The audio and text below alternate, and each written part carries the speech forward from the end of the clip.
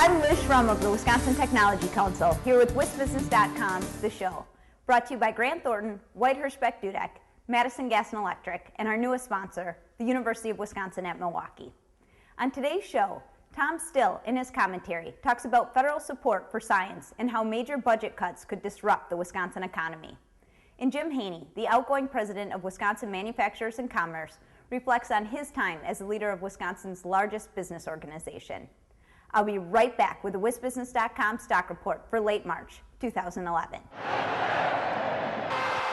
When someone you count on anticipates your needs, your job becomes a whole lot easier. Grant Thornton clients get advice and recommendations from partners in the U.S. and through member firms worldwide. Grant Thornton. And now, here's the WisBusiness.com stock report for late March 2011. Rising craft brewers. National beer sales fell by 1% in 2010 from the year before, but sales by Wisconsin's smaller brewing companies reflected a national spike in craft beer sales. Craft brewers around the country saw an 11% sales increase last year, and Wisconsin's 3 regional craft breweries, classified as producing more than 15,000 barrels a year, saw even larger increases. Milwaukee's Lakefront Brewery saw the largest increase, 36%, while Middleton's Capital Brewery and New Glarus Brewing Company weren't far behind. And falling, home sales. The Wisconsin Realtors Association says home sales fell in February after a strong showing in January. Sales of existing homes fell 5.5% in February compared to the same month in 2010. And the median home price was down 13% to $117,000 over the same period. But the Realtors Association cautions, however, that year-to-year comparisons are difficult because of the federal tax rebate program that expired last year. That's the WisBusiness.com stock report. Go to WisBusiness.com for more on these and other stories. And now, here's Tom Still with his Inside Wisconsin commentary.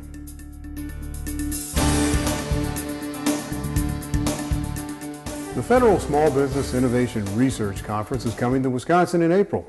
Don't be shocked if it's one of the last to be held anywhere. Like many other research and development programs funded by the federal government, the 30-year-old SBIR grant program faces an uncertain future. Federal budget deficits and skepticism about the value of investing in science have put R&D spending under a budget-cutting microscope in Congress. Even though programs such as SBIR have proven their worth over time in terms of launching private businesses, it's uncertain when they will be renewed by Congress and at what spending levels. In Wisconsin, since October of 2003, 134 Wisconsin companies reported winning merit-based SBIR grants worth $190 million. While critics say some R&D companies live on the grants year after year and never really grow, most companies use them as early seed money and attract hundreds of times more in private investment dollars. Those investment dollars in turn create well-paying jobs. Those kinds of stories, as well as hands-on advice from researchers, federal experts, and others, will be featured at the Federal SBIR Spring Conference, to be held April 10th through the 14th at Madison's Monona Terrace Convention Center. But the conference comes at a time when renewal of the SBIR program has been delayed by Congress for more than 2 years, mostly because of budget pressures. That's not unlike what is facing other science programs in the federal budget. With the federal budget deficit projected at $1.5 trillion this year, some members of Congress are taking no prisoners when it comes to cuts in scientific research. Washington's total investment in scientific research isn't large compared to other parts of the budget, but the feds fund more than 1/3 of all R&D spending nationwide. Total R&D spending nationally, public and private, reached $398 billion in 2008.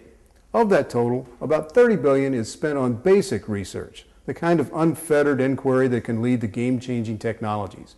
Most of that is federal dollars. Some members of Congress say cuts to the federal science budget are long overdue, calling some programs wasteful or politically motivated. Other critics suggest it's time to go back to an era when private businesses funded most R&D breakthroughs. Science proponents say the United States will be eating its seed corn if it slashes spending on science.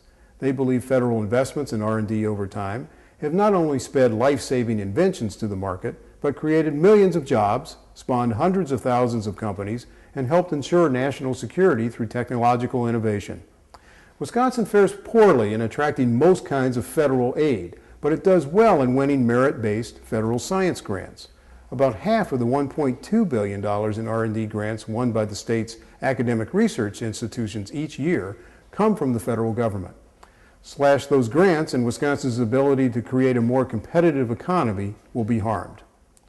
Reducing the federal deficit is serious business, but cutting the very research that will keep America prosperous and safe is a short-sighted way to go about it. Thanks, Tom. I'll be right back with Jim Haney, president of Wisconsin Manufacturers and Commerce.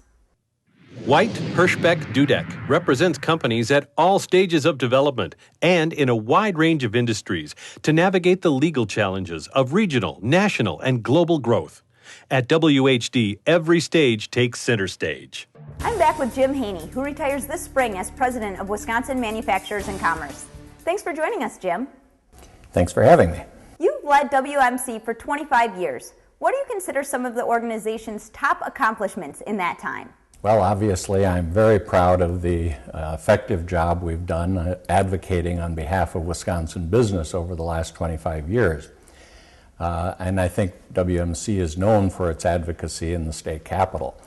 On the other hand, there are a lot of things companies can do for themselves to improve their competitiveness. And I'm very proud of the various recognition programs that we started, kind of promoting best practices. If companies are doing the right thing in safety, in environmental stewardship, support of education, and in manufacturing excellence, we all get better and we all benefit. And I've got a number of programs in those areas that I'm very, very proud of. You will be succeeded by Kurt Bauer, who until recently was president of the Wisconsin Bankers Association. What challenges will face WMC as a new president takes the reins? Moving from a fairly parochial trade association, although it hasn't been an easy group to represent in recent years, banking, he's going to be surprised at the scope of activities that WMC is involved in, and there will be a learning curve as he gets settled into the job. I think he's starting at an opportune time because the folks in control of Wisconsin government are philosophically more attuned to the business point of view. And I think that means he will have many opportunities to have some early wins as head of WMC. Some people believe the Wisconsin economy's best days are past. Others say it has turned the corner. What is your parting forecast for Wisconsin's growth and prosperity? Well, count me on the side of the optimist. I think that we're already starting to see some signs that the economy is bouncing back. We had an uptick in manufacturing hire last month, about 4,000 new jobs since the beginning of the year. That's a good sign. I think that anecdotally we know of expansion plans from some of our Wisconsin companies, and I think our best days are indeed ahead. Thanks, Jim, and thank you for watching this edition of WisBusiness.com, the show. The show is produced by WisBusiness.com and the Wisconsin Technology Council, and sponsored by Grant Thornton, White Hirschbeck Dudek, MG&E, and UW-Milwaukee. Visit our websites to read and learn more. I'm Liz Schrum. See you next time.